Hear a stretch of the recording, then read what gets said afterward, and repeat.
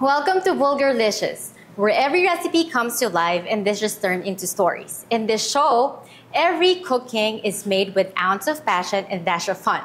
For today's episode, I'm here with Explorer si Ces para hatulan kung sesame sa ball na walang sesames ba ang aking cooking. Mga kabulgar, let's all welcome Explorer si Ces.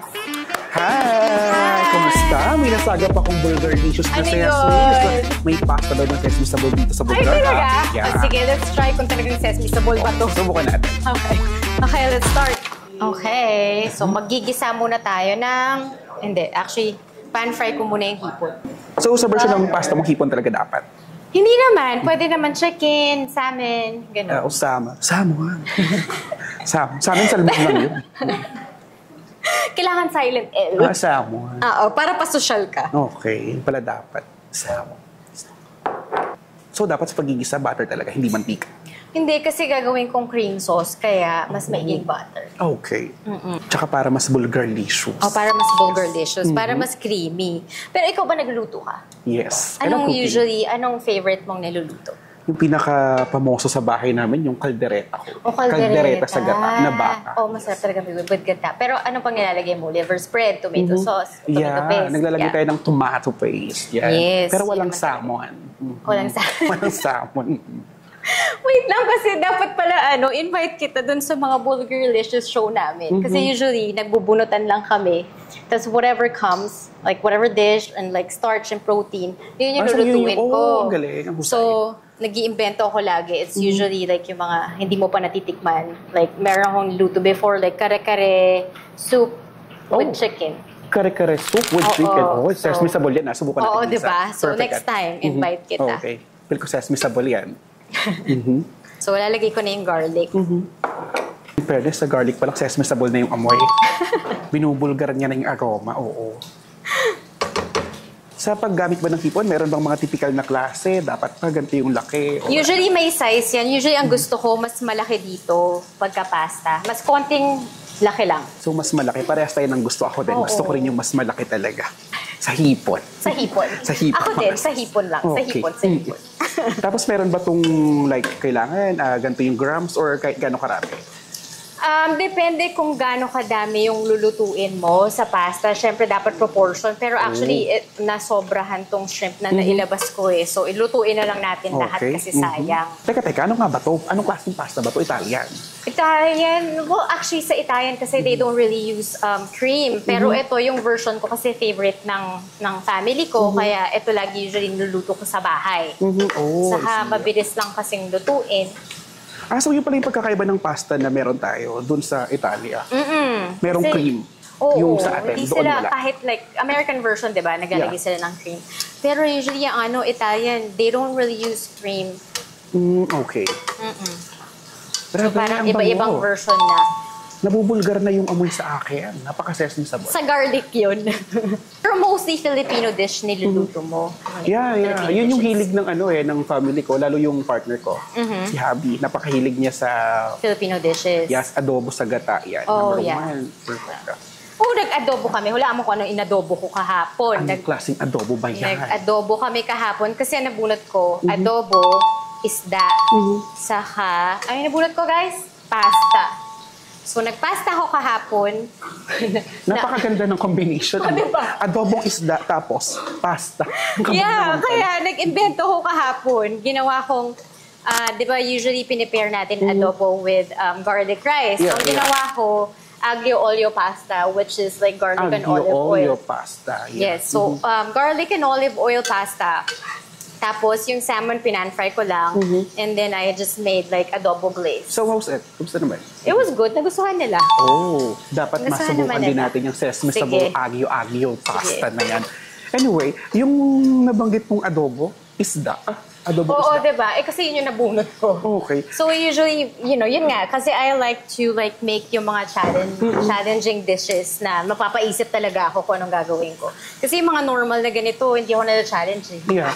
Alam mo, Mitch, kung di ako nagkakamali, sa mga Katagalugan, meron din silang bersyon ng adobo na isda. Kung di ako nagkakamali, meron naman talaga. May galong.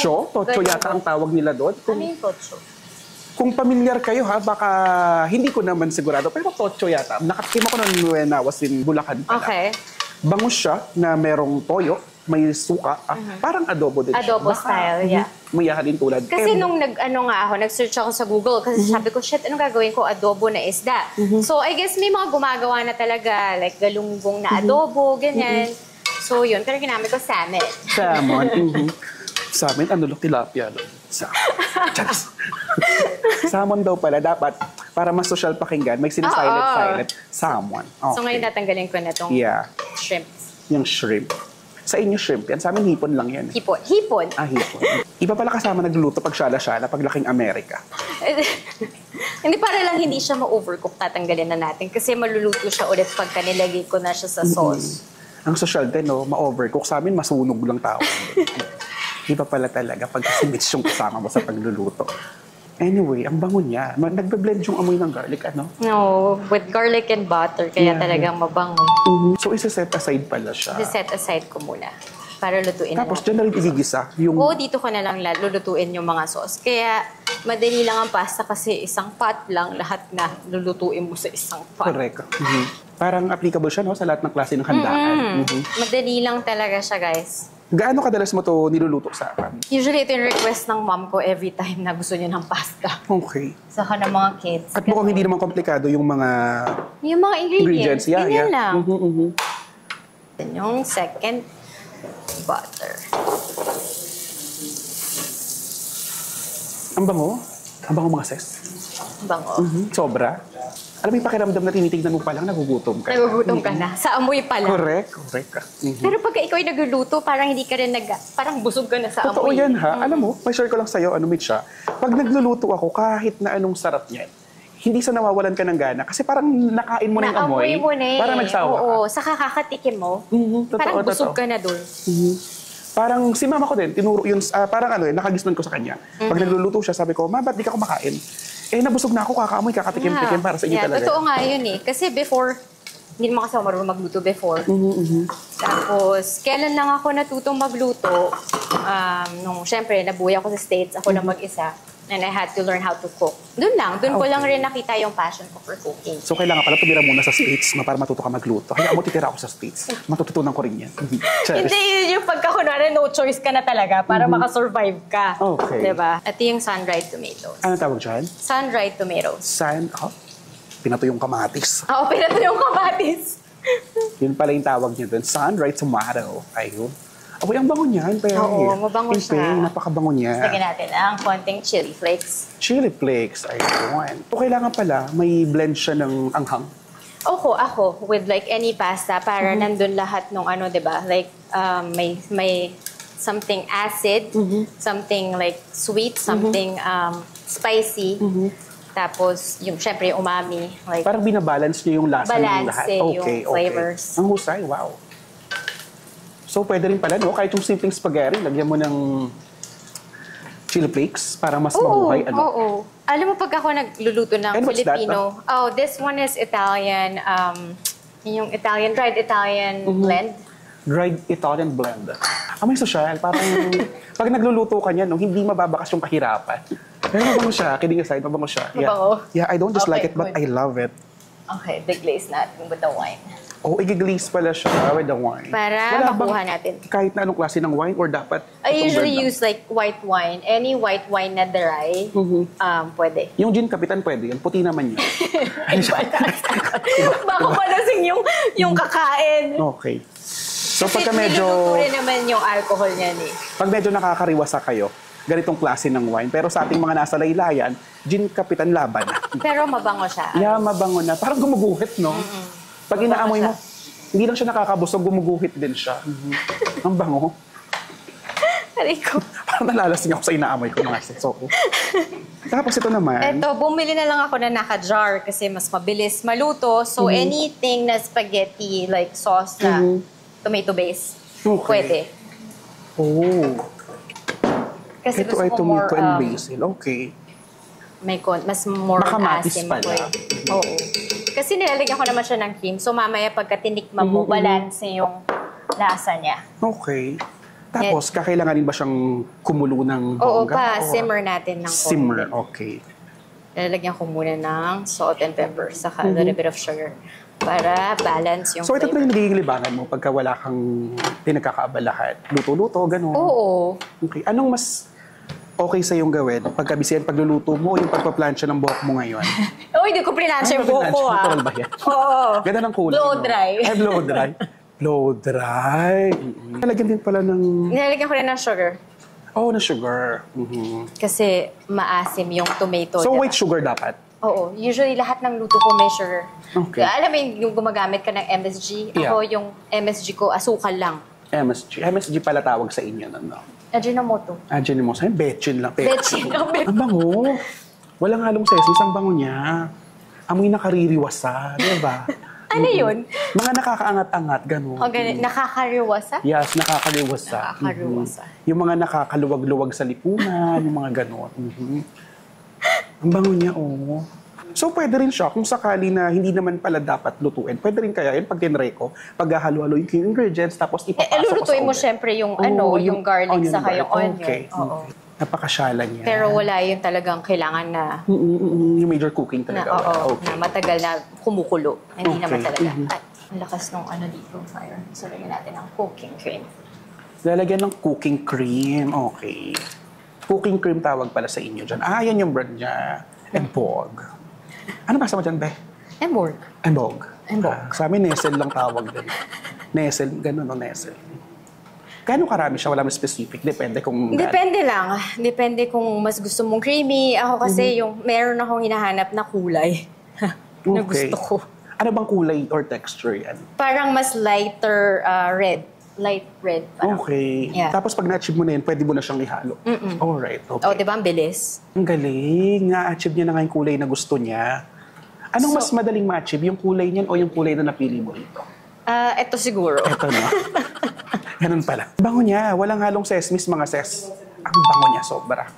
Oh, sana nga magustuhan mo And sana, hindi lang talaga sa amoy magkakatalo, pati sa lasa. sa lasa. Para kung maglalagay ka niyan sa menu ng restaurant, no, isa sa magiging pinaka-bestseller yan. Pakiramdam ko.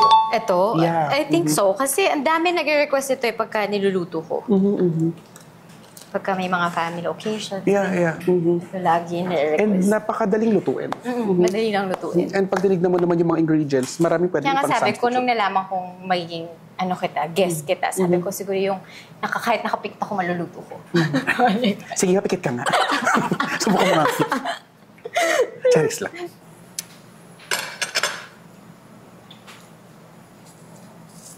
So mag-add ka lang ng mga condiments pag mo. So ano ba dapat? Nakalabasan niya, medyo maalat-alat ba siya? Or sour Hindi, taste ba dapat? syempre yung sakto lang. Okay. Yeah. So ganun pala dapat. Okay, now I know. Susubukan ko rin to ha. Sige, dapat marami din yeah. tayong mapa-amaze.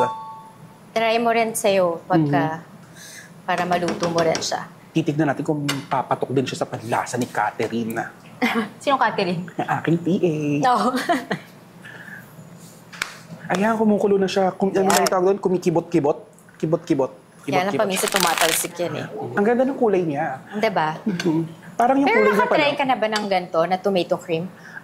I tried before, pero hindi ganun ka jump pack yung dami ng hipon. Yep. Like, 4 na piraso, 5 piraso. And masosyal na na version ito. Masosyal Hindi ko nakita nilagyan ng white. Oo. Yeah. Usually, pagka wala kang white wine, usually ginagamit chicken stock. Okay. Mas Para okay. lang ma-dilute siya. Pero gusto ko lang yung flavor kasi ng wine, saka nadideglaze yung flavor lahat ng nasa bottom ng pan. Nadideglaze. Nadideglaze daw. Ano ba nadideglaze? Basta nadideglaze. Basta makukuha mo lahat ng flavors na Basta nandun yun sa na ilalim yun. ng pan. Yun Pero na yun. pag tinignan mo siya, talagang parang maaakit kang tikman. Yung lasa, yung amoy, parang natitikman mo na siya sa utak mo kahit hindi mo pa nalalasahan. Parang gusto ko pang This is actually looks good. Okay. So, pangalawang add ng salt, okay. Grabe, ang ganda ng consistency niya. Alam mo, kung di ako nagkakamali, before meron akong nasubukan naman, tuna pasta. Oh, okay. Medyo may pagkakahawig yung mga ginamit ko na. Anong ginamit niya? Medyo Cream-based, may- tomato-based? Tomato-based. Oh, tomato-based. Pero ako, ang ginamit ko nun, yung kamatis. Kamatis. Dinurog-durog ko siya, tapos nilagay ko sa food processor. Yun mismo yung ginamit Oh, ko. masarap yun kasi fresh tomato. Yeah, yun yung pinaka-ginamit ko. Tapos, instead na shrimp yung gamitin ko, gumamit ako ng tuna. Yung tuna inakan. So, yun yung ginamit ko. Well, masarap naman siya. May pagkakahalin tulad dito, pero wala lang akong nilagay ng white wine. Okay, so okay na siya. Yeah. So, balikin natin yung shrimp. Ayun. So, after pa lang... So, eto na. Maluto. Sasalpak ko na lang lahat. Pati yung pasta. Okay. Pati yung pasta, ang ganda ng pagkakaluto, yung pagkakapakulo niya. Hina pa nga ito eh. Iniprenep ko na kagad. Kasi maluluto naman din siya from the sauce. Oh my God! Napakagandang tignan. Napakabango at napakaganda ng itsura niya. Tapos dapat proportion usually lagi ang sauce sa pasta. Kasi paminsan kinukulang yung sauce. Minsan Nagda-dry. Oo, paminsan sobra. Sa lahat ng klase ng pasta, applicable yan. So, dapat talaga proportion. Kailangan talaga proportion. Yun yung laging tanong sa akin. Kaya ako paminsan pagka nasusobrahan yung pasta ko, hindi ko nilalagay kasi nga syempre yung sauce kulang, hindi magugustuhan nung kakain. Sa bagay, tama. Sa amin kasi, pagka marami yung spaghettis, yung pasta, lalagay mo. Tubig lang Kasi tsaka ketchup, sayang. laban na. Diba mga ses? Tubig tsaka ketchup, jumpak na yun. Kasi Pero itong sayang. version na to, napaka-level up. Perfect. Napakabango. Kasi excited na ako. Okay, guys. Grabe, mga ses, kung naaamoy niyo yung amoy niya. Sesame sabon, walang halong sesames. Okay, plating na tayo, guys. Okay. Sarap po. Look at that. Oh my God. That is so good. Ang bango. At in fairness, yung pasta mo, hindi siya malabsa. Tignan. Meron kasi Ano mga... yung malabsa? Oh, tulungan niyo ako mga sis. Englishero to kasama ko. Ano yung malabsa? Malabsa. Overcook. Yeah, para siyang Overcook. Parang ganon.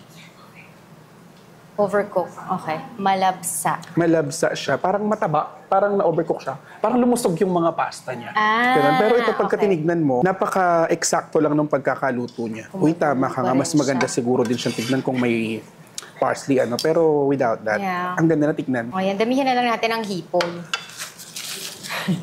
Alam mo, sa mga gustong mag-pasta mix na actually pwede nilang i-consider to. Oo. Bukod sa hindi ganun kahirap lutuin. Kasi hindi sa rin totoo naman- lang, pinakamadali ang Italian food. Sabi rin ng kaibigan ko. Diba? Hindi ganun kakomplikado yung mga ingredients na gagamitin. Sobrang simple lang. And it's more of makamatis talaga. Puro kamatis. Hindi Ayun. Tapos sa sis. klase ng cheese, wala namang particular. So dapat ba? Usually ginagamit ko parmesan cheese. Parmesan, okay. Oo. Pero gawan din natin ng plate si Rose. Okay. Ang ganda ng pagkaka-plating sa kanya. Alam mo yung Hindi ko tipong... na nga inayos. Yung pang nakakakaba na bill sa mga 5-star resto, ganito yung itsura niya. Ayan. Kung may proper way of cooking ng pasta, meron din bang proper way of eating? Paano ba siya Hindi naman. Every time you taste something, dapat yun magkakasama lahat. Nandun yung hipon, proteins, syempre yung pasta, saka yung cheese. Para matitikman mo lahat in one Okay. bite. Sa isang... Sa isang subo. Sa isang subo. Yes. Okay. Mahusay. Napaka-sesame sabon. Invite natin si Rose. Asan ba si Rose? Perfect. Asan na ba siya? Ang ganda tignan, sobra. Tapos yung pasta niya, hindi nga siya malabsa. Hindi masyadong mataba. Oo, yun yung pinaka-ayoko. Actually, ayoko maarte din ako eh. Ayokong kumakain Alam mo yung ng... kumakain ka ba ng pancit canto na yung niluluto? Di ba may pagkakaluto nun na medyo matataba na yung... Yes, ayoko yun. Lalo na sa pasta, gustong-gusto ko al dente. Dempre. Okay. Asan si Rose? Rose! Isa-sesame natin kay Rose. Tanggalin natin dito, ma-over. Ang pasta, how do you call this again? Sa shrimp with tomato cream pasta. It's a shrimp. Shrimp tomato cream pasta. Shrimp tomato cream pasta. Okay, so the moment of truth. Halika na, Rose. So ayan mga sis, mga kabulgar, the moment of truth. Siyempre kasama ko si Rose, yaman lamang na siya yung nag-invite sa akin dito. Mas Sesame Sabol, yung magiging pagtikim namin dito sa version ng pasta ni Mitch, kung kasama ko siya. Eto na, tara, tignan natin kung Sesame Sabol na walang halong sesames. Eto na. Feeling ko naman. Oo. Tingnan mo, pa lang, diba? yung sa plating pa lang, napaka-syala-syala Ito na. yung hipon, kaya titikman ko yung hipon. Okay. Yung hipon, ang sarap. Diba? Sabi yung sa sauce akin, niya masarap, and then yung hipon, hindi siya overcooked. okay. Pero sige, subukan natin. Okay, let's try.